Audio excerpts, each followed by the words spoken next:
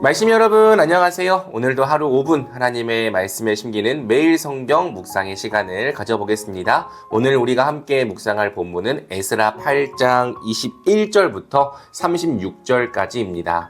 어제 본문을 통해 우리는 많은 유다 백성들이 에스라와 함께 예루살렘으로 귀환할 것을 결단했다는 내용을 살펴보았습니다.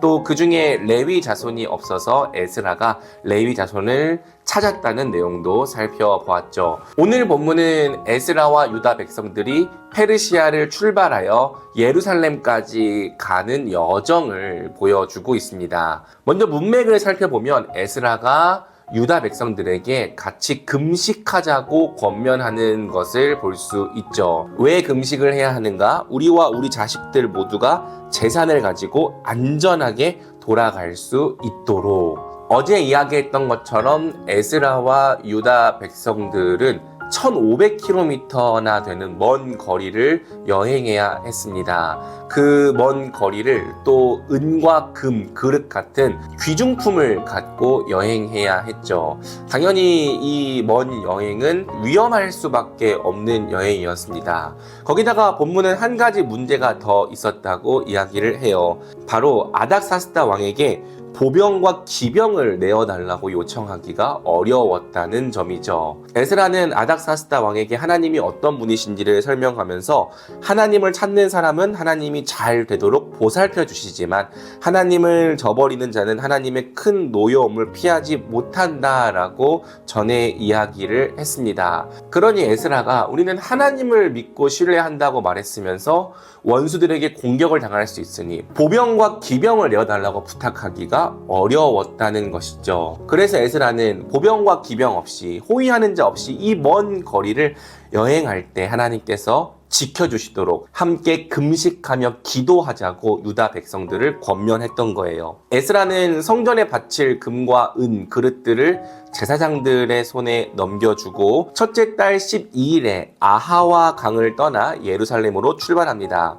본문을 보면 실제로 어려움이 있었다는 사실을 우리가 확인할 수 있습니다. 31절을 보면 에스라와 유다 백성들은 매복한 자들의 습격을 받았죠. 하지만 하나님이 그들을 도우시고 보살펴 주신 덕분에 에스라와 유다 백성들은 모두 예루살렘으로 안전하게 도착합니다. 예루살렘에 도착한 에스라와 유다 백성들이 하나님께 번제와 예배를 드렸다는 내용으로 오늘 본문은 마무리되죠. 오늘 본문을 통해 우리가 묵상할 수 있는 하나님은 어떤 분이신가? 먼저 하나님은 그분을 찾고 의지하는 자들을 잘되게 해주시고 또 보호해 주시는 분이라는 사실을 우리가 주목해 보고 싶습니다. 하나님은 에스라와 유다 백성들의 믿음을 부끄럽게 하지 않으셨습니다. 그들이 하나님을 찾고 의지했더니 정말 그 믿음대로 함께 해주시고 보호해 주셨죠. 물론 어려움을 만나지 않았던 것은 아닙니다. 매복한 자들의 습격을 받았으니까요.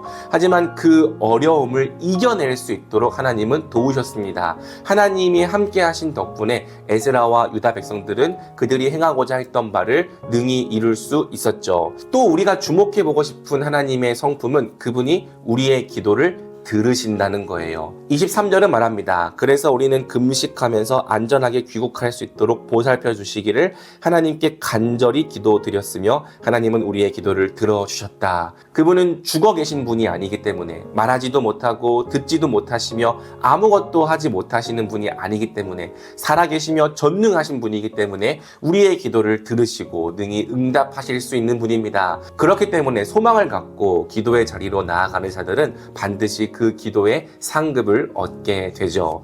오늘 본문을 통해서 우리가 순종해야 될 명령은 무엇인가? 첫 번째로는 우리가 칼과 창, 세상의 방법과 또 재물과 힘을 의지하지 않고 하나님을 의지해야 한다는 것입니다.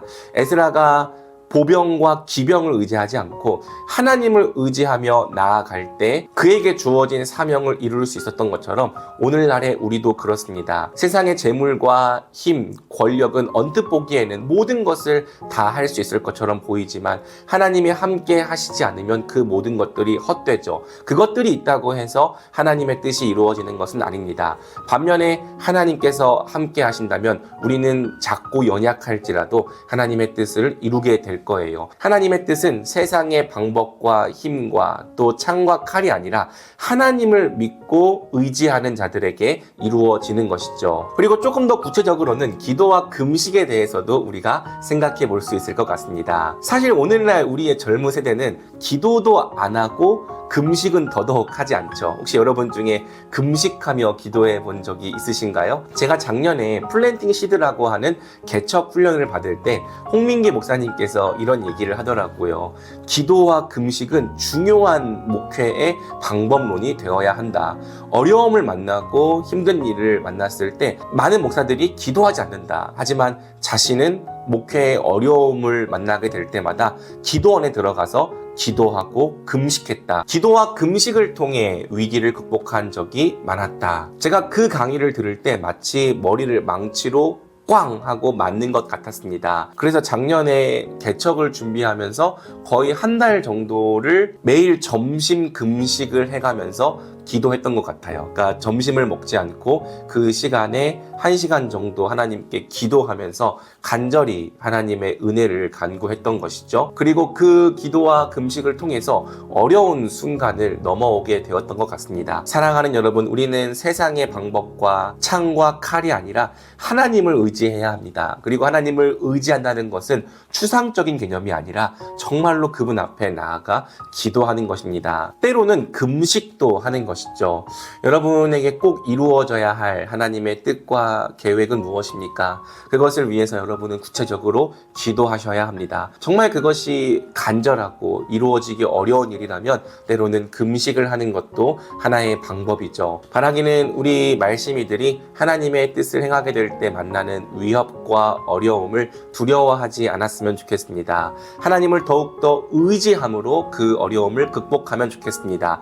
무엇보다 하나님 앞에서 기도하고 때로는 금식하는 것을 통해 모든 위기를 뛰어넘고 앞으로 나아가는 자들이 되기를 주님의 이름으로 축복합니다. 우리 같이 기도할까요? 사랑의 주님, 감사합니다. 우리 하나님은 그분을 찾고 의지하는 자들을 잘 되게 해주시며 보호해 주시는 분이라는 것을 또 말씀을 통해 확인합니다. 무엇보다 하나님을 의지하는 것은 추상적인 개념이 아니라 구체적으로 하나님께 나아가 기도하고 때로는 금식하는 것임을 확인하게 됩니다. 주님, 우리가 삶을 살아가다가 어려움과 문제들을 만날 때 두려워하지 않게 하여 주옵시고 세상의 방법, 창과 칼을 의지하기보다는 하나님을 의지하는 자들이 되게 하여 주시옵소서. 하나님과 함께 우리 앞에 놓인 장애물과 문제들을 뛰어넘어가는 자들이 되게 하여 주시옵소서. 어렵고 두려울지라도 기도와 금식을 통해 모든 위기를 극복해 나아가는 자들이 되도록 주님 축복하여 주시옵소서. 오늘도 우리 하나님께서 말씀이들의 삶 가운데 함께하여 주시기를 간절히 원하오며 이 모든 말씀 우리 주 예수 그리스도의 이름으로 기도드립니다. 아멘.